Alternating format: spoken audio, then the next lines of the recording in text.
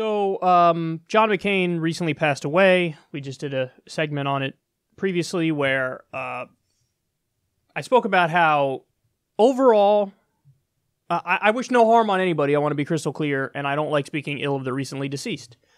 Having said that, he's getting nothing but fawning praise and adoration from the press in the U.S., and I don't think that's right because they're whitewashing his mostly poor record. He never met a war he didn't like, and on that alone, you should be careful in heaping praise on him because what you're doing is you're normalizing atrocities if you do that. I mean, the guy was for the war in Iraq, the guy was for the Patriot Act, the guy supported Saudi's genocide of Yemen until his last breath and was the biggest proponent of it. So I don't agree with the fawning praise. Now, having said that, in the segment, I did give him some credit.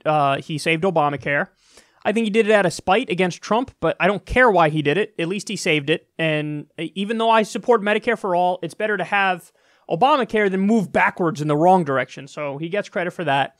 And the other thing he gets credit for is, of course, being staunchly against torture, because he was tortured, and he knows how wrong it is, how immoral it is, and how it doesn't work.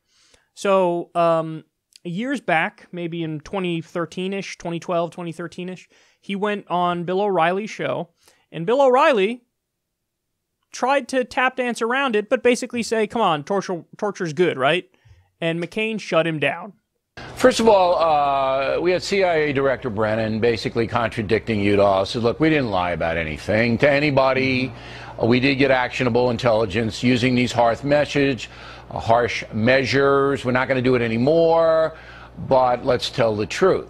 Do you know who's lying and who isn't lying, Senator? Do you personally know? I know that that kind of treatment does not get accurate intelligence information. I know that. Well, wait. Let me stop you, though. I was told directly by 3 former CIA directors. They told me this. I talked to them. They told me they did get it. All right, they did. And you say they don't. So I'm confused. Well, my viewers are confused. Come on. Well, first of all, let me say a word about waterboarding. It began with the Spanish Inquisition. After World War II, we sentenced Japanese to death who had waterboarded our American prisoners. Have no doubt about the exquisite kind of torture that is. And for Mr. Brennan to just say, oh yeah, we did things wrong. This is really wrong. So have no doubt about the exquisite form of torture that waterboarding is.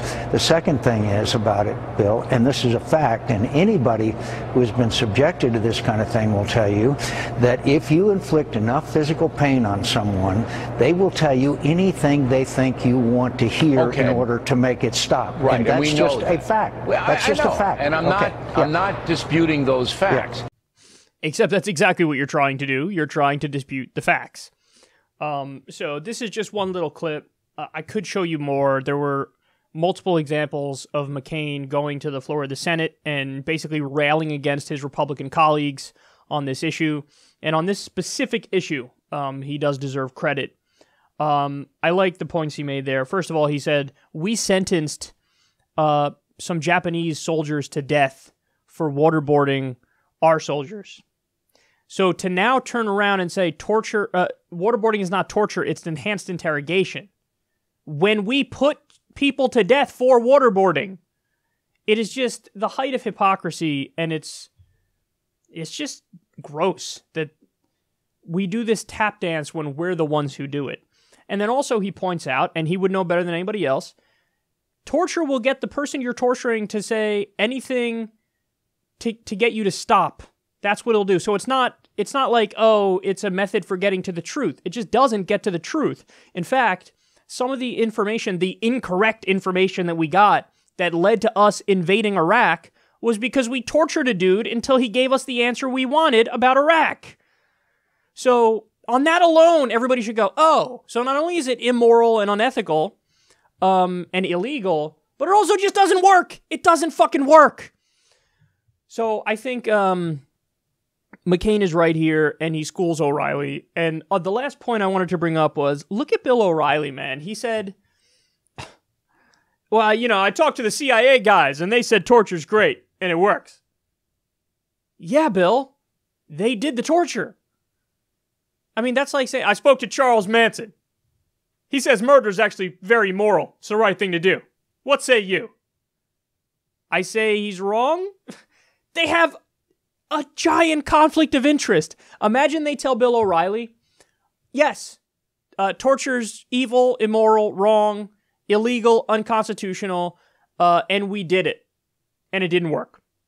Well, then it's like, why not? I'm begging you to drag me out of here in handcuffs. I mean, that's what that is. That's saying, yes, I was wrong in every possible way, and I'd like to go to prison, please. Obviously, the guys at the CIA aren't going to say that. They're going to try to cover their own ass. That's rule number 1 in their mind.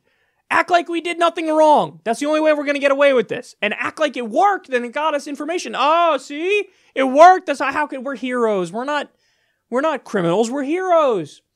How much of a sucker is Bill O'Reilly? He's such a sucker. I spoke to the guys who committed the crime. It turns out they said they didn't commit a crime. Yeah, no shit, dipshit. How dumb are you?